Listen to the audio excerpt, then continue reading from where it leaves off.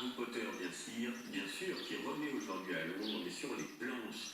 Après les livres, après les films, la saga débarque au théâtre. Bonsoir Loïc de la Vendée. C'est une grande première, le spectacle a démarré, je crois, juste derrière vous. On voit l'affiche, il y a quelques minutes, les fans l'attendaient depuis longtemps. Mais c'est un Harry Potter, comment dirais-je, plus mature qu'ils vont découvrir ce soir.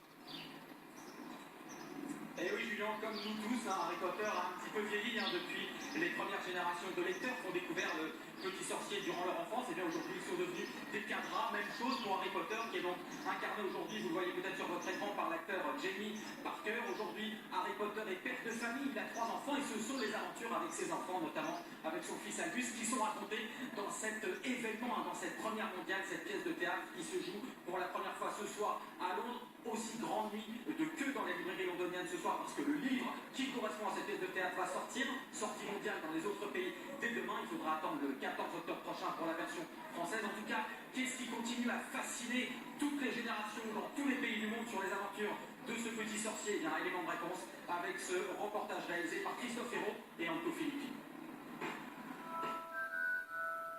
Harry la contempla bouche bée. Son cœur faisait de grands bonds dans sa poitrine, comme une balle en caoutchouc. De toute sa vie, personne jamais ne lui avait écrit. D'ailleurs, que veut-il faire? Il n'avait pas d'amis, pas de parents, autres que son oncle et sa tante. Harry Potter, en fait, c'est une histoire assez banale, celle d'un orphelin binoclard au royaume des sorciers.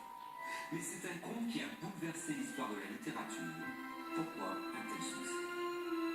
Avant tout, c'est un univers imaginaire. Un monde peuplé de créatures et de lieux étranges. Un décor de magie et de sorcellerie qui se visite comme un musée à Londres. Dans le premier tome, Harry a 11 ans. Dans le dernier, 18. C'est le coup de génie de l'auteur. Le lecteur a grandi avec son héros.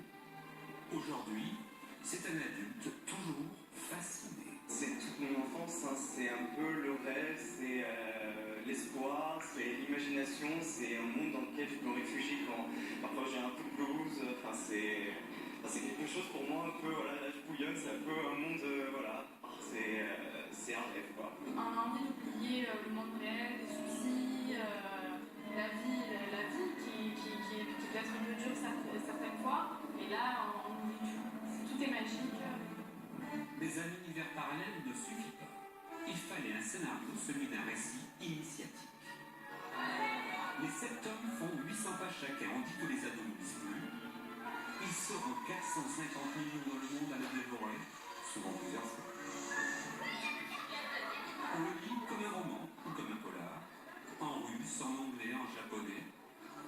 Mais toujours le lecteur s'identifie à Harry Potter.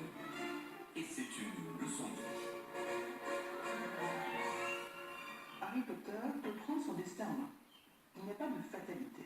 Et qu'effectivement, même s'il est amené à transgresser les lois, à effectuer un certain nombre de choses totalement interdites, c'est parce qu'il a réagi, il a pris son destin en main, et c'est ce qui lui permet de devenir vainqueur un jour.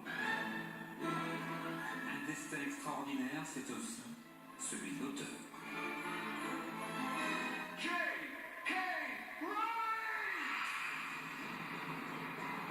Jamais avant J.K. Rowling, une romancière n'est accueillie comme une pop star par des gamins aux yeux embués d'admiration.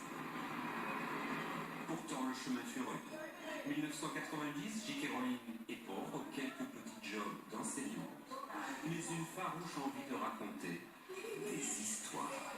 Je pensais qu'en écrivant ce livre, j'aurais des difficultés à les faire publier. D'ailleurs, j'ai eu des difficultés. Ça n'a pas été facile de trouver un éditeur. Et puis, j'ai pensé que si ce rêve se réalisait et que ce livre soit publié, quelques personnes seulement seraient intéressées. Mais je ne m'attends évidemment pas à un tel succès, jamais. À ce jour, c'est l'une des plus grosses fortunes du Royaume-Uni, évaluée à 600 millions d'euros, plus que la reine d'Angleterre. Car la saga Harry Potter rapporte beaucoup d'argent. Ce sont les films, les jouets, les jeux vidéo, les produits dérivés, le théâtre maintenant, jusqu'à ce train à vapeur dans le nord de l'Écosse, affrété par un tour opérateur où les fans se prennent pour les héros du livre. Voilà, c'est la fin de ce journal. Merci.